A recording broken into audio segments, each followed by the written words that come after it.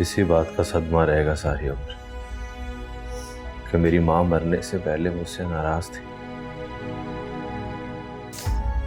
ये सब मेरा कसूर है। मुझे अपनी ज़बान को काबू में रखना चाहिए था।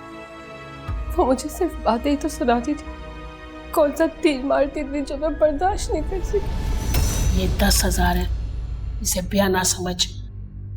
और बाहर शाजी की जीप खड़ी है, बस तुझे इसको उसमें बिठाना है। वो लड़का अच्छा है जो मैं खामोश हो गया, वरना तुम्हारी सोच होती जो मैं तुम्हारे साथ करता वहां मेरी बेटी का इस तरह झटपट निकाह करने पर। तो मैंने क्या गलत किया? मैंने कुछ गलत किया? आपको क्या पता मेरा घर कहाँ है? क्योंकि मैडम ने बताया। चल जल्दी। मैं नहीं जाऊंगी जब तक मैडम खुद नहीं कहेंगी। वैसे कैसे नहीं चलेगी तू? भाई मैं कोई पागल नहीं हूँ जो कुछ का कुछ सुनूं।